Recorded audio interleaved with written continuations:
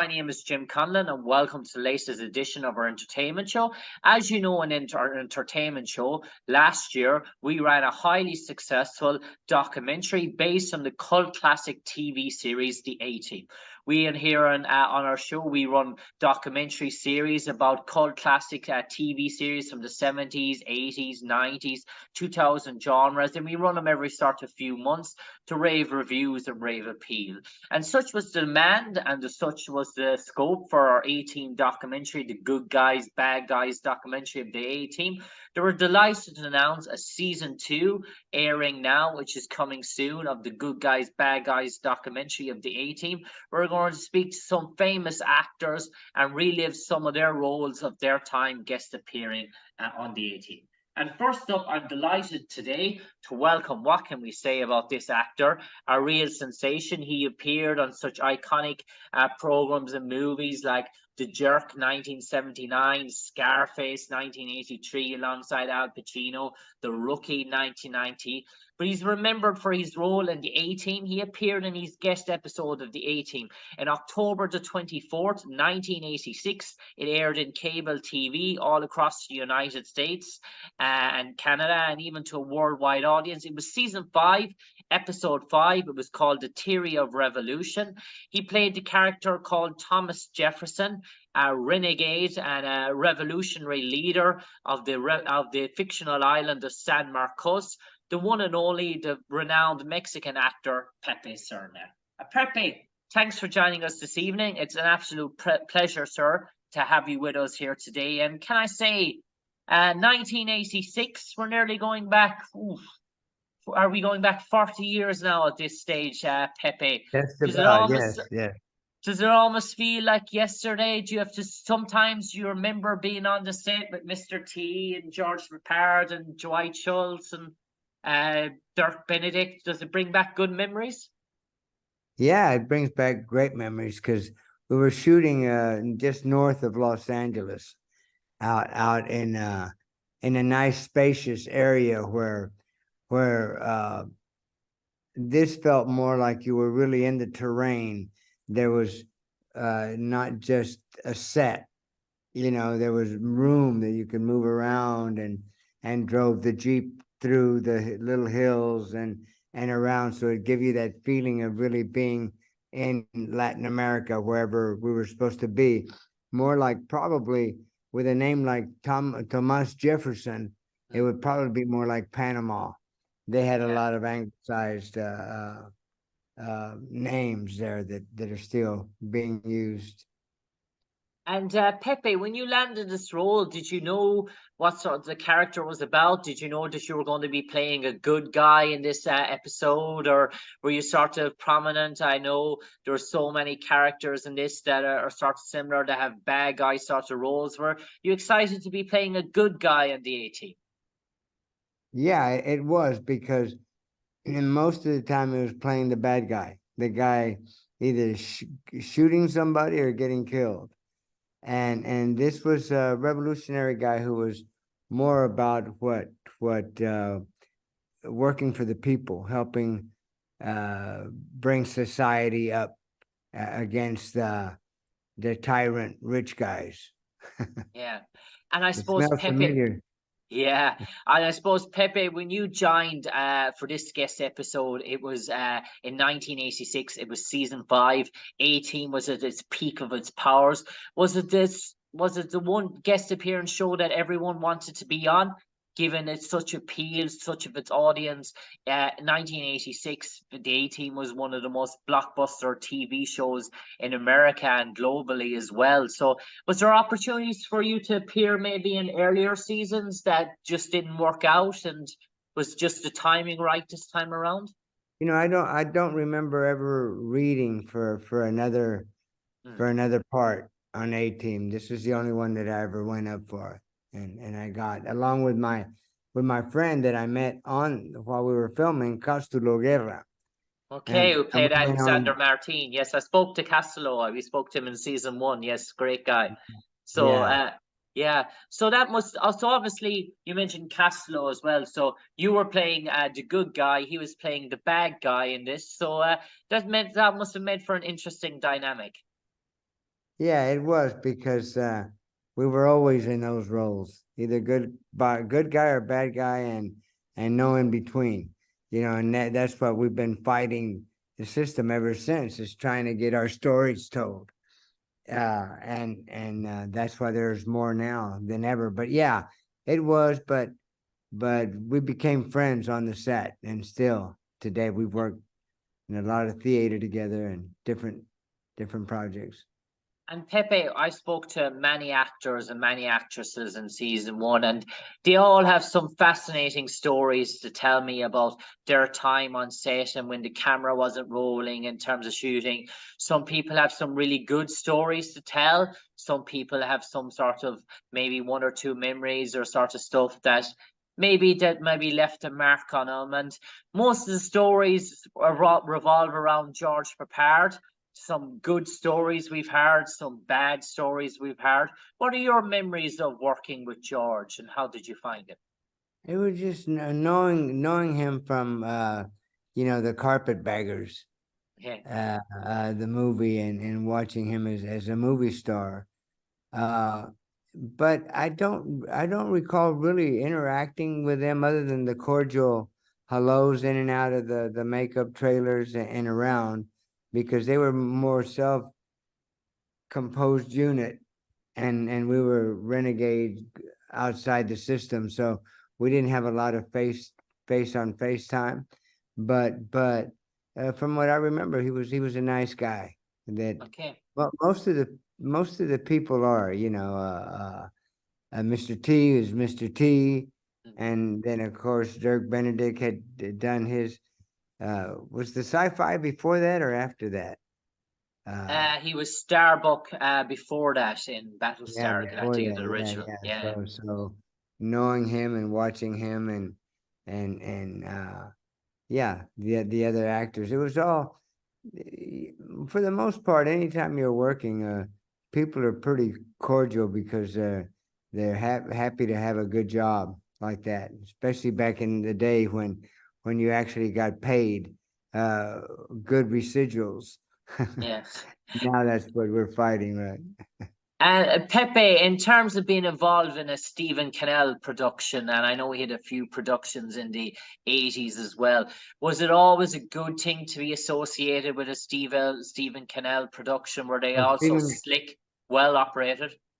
yeah, it was, all the ones I did Rockford Files with him, and then another pilot, but he was so um God, I'm drawing a blank on the word, but it's prolific.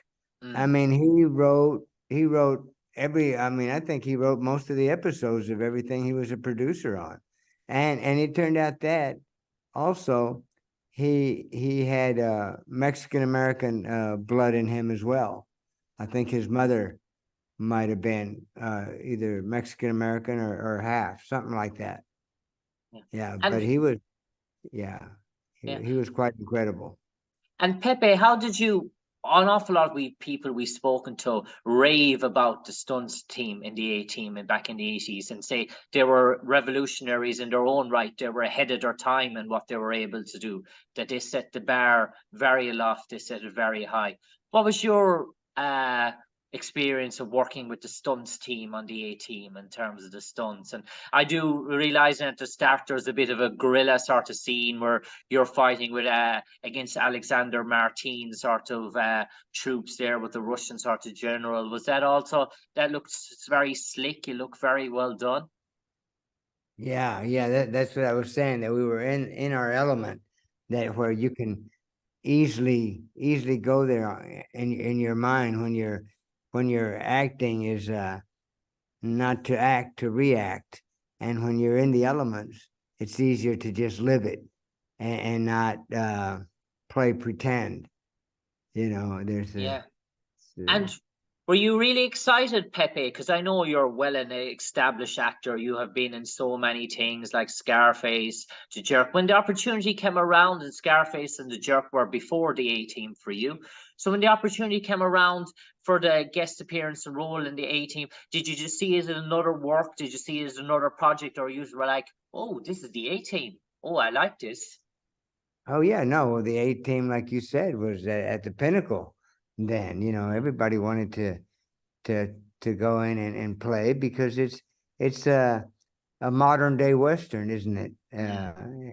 Really, is getting to to do that, and to participate with that, and having been in the Marine Corps Reserves, I had been through that Army through the Marine Corps Regiment, and so it's a little bit easier to fall into to those characters and really live them and Mm. and in real life time. Yeah. And Pepe, I suppose the 80s, it gave us some iconic shows that we call cult classic TV series that live on today, and they're best renowned for their originals. We think of Starsky and Hutch, the original. We think of the Dukes of Hazzard. We think of the A Team. You mentioned the Rockford Files there, the original MacGyver sort of series as well. All these classic TV series that came out in the 80s that have lived on. They've tried to do reproductions of them. They've tried to make them more modern. They've tried to make films of them. Nothing has worked in terms of mastering the original. Why do you think the originals were so good and they have and take the A Team, this TV series that it was so good that no one has dared to try and do it again. And when they even tried to make a movie out of it, they couldn't replicate what was done back in the 80s in terms of its popularity. It was a pale shadow of what the TV series was. Yeah, it's interesting that how things catch on, and there's no rhyme or reason for it. uh, um, um, Gladwell's book, where the tipping point, where what is it about a painting or a movie or a television show or whatever it is, the pet rock, uh, Yeah, what that makes it hit and go, and there was just something in the air, and then that's what, unfortunately, Hollywood television or film, they try to replicate everything that was a hit. They want mm, to, they don't do enough new material that was new at the time to see that, this A team going in, and God, I just flashed on Prigozhin, right? yeah, Russia, there was just murder. I mean, he was kind of an A team. That's the newest A team, wasn't it? I mean, it's gone on and on. I mean, there's tons and tons in every country. The all those horrible things, ISIS, the Taliban, the just any organized government side groups. The in Germany, what were they? The Black Hats. yeah, I mean, we have it everywhere, don't we? I mean, and but you're going around. What is it that makes it a hit with the people?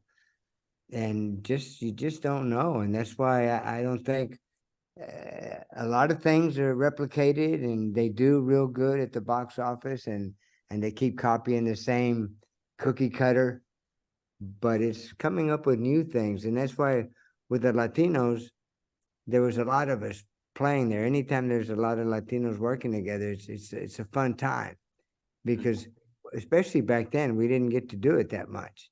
I mean, I was fortunate. I got to do a lot of work, and I was also on looping teams yeah, that would go in and the loopers that go in and yeah. loop the scenes behind the scenes. So we would get to do a lot of different programs and be the live people behind it that you just see move the extras that are moving their mouths. Well, we were the guys who put in the dialogue. And so, Yeah. but no, it was a great time with the A team. Was Had that feeling. It had everything but the horses, I think. Yeah, and I suppose I want to bring you on forward now to why we want to talk to you as well about your memoirs and your production. But last question on the A Team, obviously, you were there on set. You got to witness the dynamic and the chemistry between George Peppard, Dwight Schultz, Dirk Benedict, and Mr. T, that foursome. Did you almost feel that sometimes actors align for a certain show, and they have each one of them has a certain niche or their own qualities that they bring to make each other better. And do you think as a couple, as a four, that they've just suited each other? Everyone suited each other down to a T. That there was no one was carrying the load or the can for everyone else. That there was four really good balanced actors that could go off each other, and that's what made it so successful, I suppose. Yes, you're 100% right, and I think it fits in with whatever it is that we do. Any of us, it's that teamwork makes the dream work, and when you can be with your coworkers and each be your own individual, and I do a lot of motivational work, improvisational workshops with students. I say, there are no extras in life. No, every one of us is the star, producer, writer, director of our own movie, which is called our life. And so that's the way we have to treat other people. And that was kind of the gist of a feeling that I think you wanted for me to give out of them as a core, these stars that are at the A team. And now we come in to play for the week, but that amoeba group, they're a team. But watching them each have exactly what you said, each individual has his place in that series and their own personality and everything about it. Mr. T brought something brand new to the element, because you didn't have just that kind of a raw personality that was just who he was. I mean, everybody is who they were, but he was a little more vociferous, I would say. Okay, that's good to know. Pepe, I know it's a very monumental time for you at the moment, and it's a very sort of happy time for you. It's a wonderful occasion. You're releasing your memoirs and a documentary as well, I do believe, about the life of Pepe Serna. Maybe you might enlighten our audience. And I know you, before we came on air, you showed us a fascinating picture. You might be able to show it to us here and tell us a bit about it. This is my book, Life is Art. Okay. And my documentary has the same name. You see, there's the art in the back, some of the art, and it's an art book. It's an art book, and this is one of my serigraphs, the Paraíso, Paradise, and it's very colorful. All my artwork is very colorful, very much. I'm an improvisational actor from the beginning, so it's always like to give and take with the other people. And Pepe, if people wanted to learn about this, find out more information, purchase copies of this, where do they go to? They go to pepeserna.net. Okay. But unfortunately, it's the book is 10.5 by 9 inches, which is bigger. It's a different size than Amazon handles. Okay.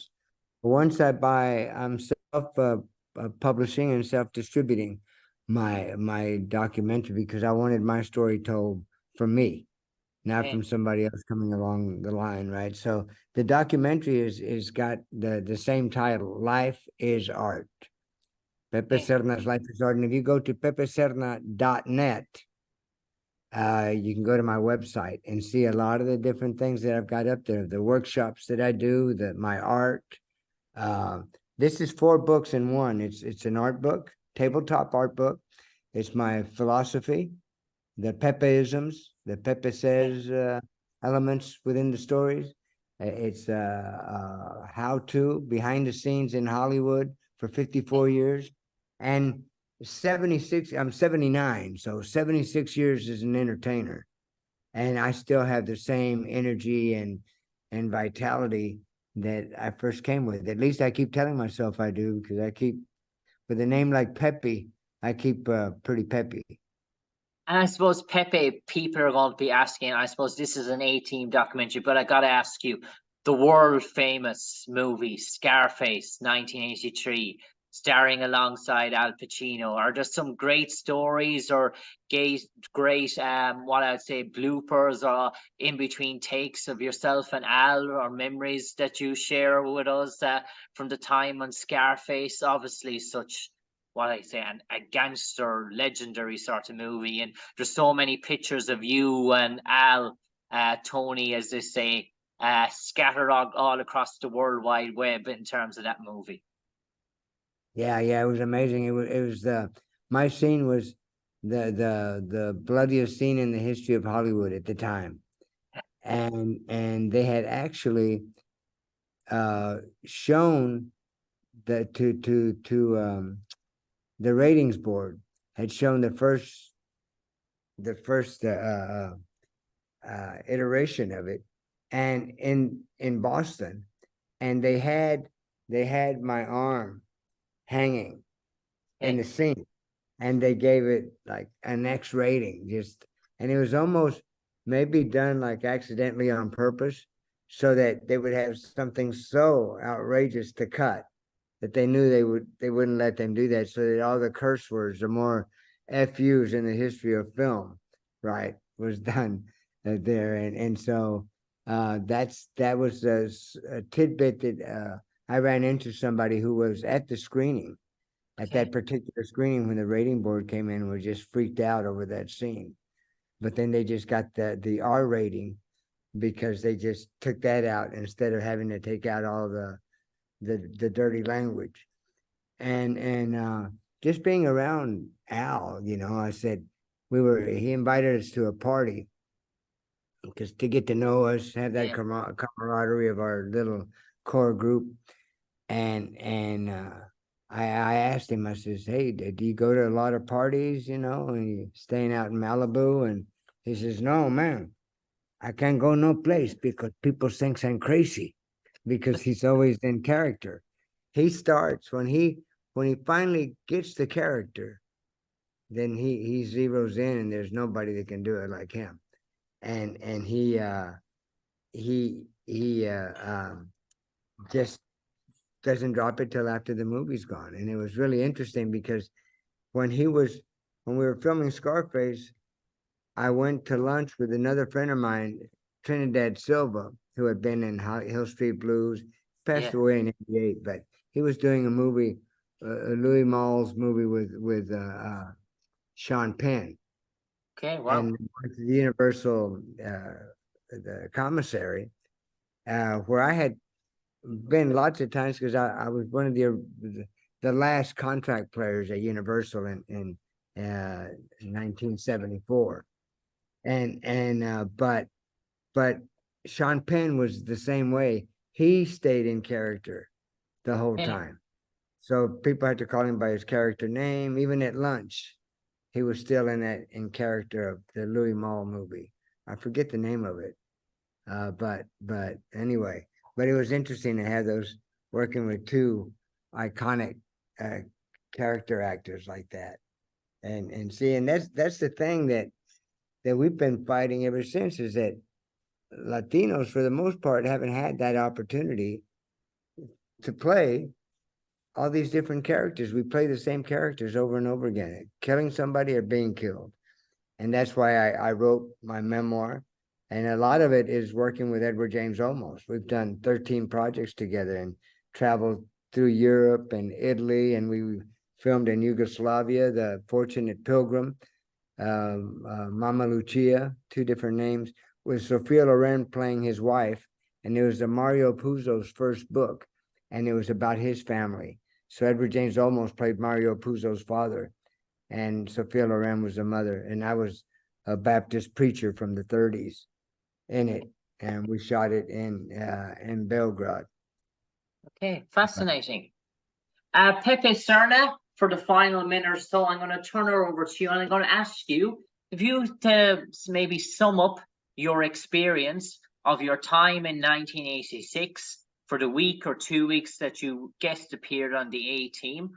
Okay, in 2 sentences. What would you like those 2 sentences to read in terms of Pepe Serna's time as Thomas Jefferson in the A Team? Thomas Jefferson. It was great getting to play somebody called Thomas Jefferson. and that in itself just had a different vibe to it. And then driving out to seeing the location, once we got dressed and were driven out from the motorhomes out to where we were going to film, and seeing that rocky terrain and hills and the trees brought me back to when I was a kid in the Boy Scouts, and going camping and playing all those imaginary games that never stop, because I've been doing it since I was 3 years old, and I have a vivid imagination. So it's a lot more than 2 sentences, but I would say working on the A team, that by itself says everything. A team. I mean, the A team. You can't get better than being on the A team, no matter what sport you're playing or where you're at. So you're up there. We don't think of it in those terms when we're doing it, because it's just a job like an electrician or a plumber. You take your trade and you do it. But it was fun working on the A team. A series that is called the A Team. This is the best military force in the world that's going out there, and here they are going to help me with my cause in Latin America. And that's the way it's supposed to be. But oftentimes it's the bad guys that end up getting all the loot and destroying all the countries, and that's why immigration is all over the world. On that note, Pepe Serna, thanks for joining us today. Thanks for sharing about the wonderful news about your memoirs and the documentary coming out soon. Do go on to pepeserna.net to find out more information on where you can see Pepe's wonderful artwork, where you can see about the numerous projects going on in his life and the multiple causes that he's doing. But for the moment, for me, Jim Conlan, I would like to say goodbye to, and not too well, hopefully we'll speak to him again sometime in the near future, but goodbye to the one and only Thomas Jefferson, who played the revolutionary leader in the Theory of Revolution, October the 24th, 1986, Season 5, Episode 5, the only one and leader of the revolutionary island of San Marcos, played by the wonderful, talented Mexican actor Pepe Serna. From me, Jim Conlan, to you, Pepe Serna, stay safe, take care, and God bless, sir. Thank you. Thank you very much.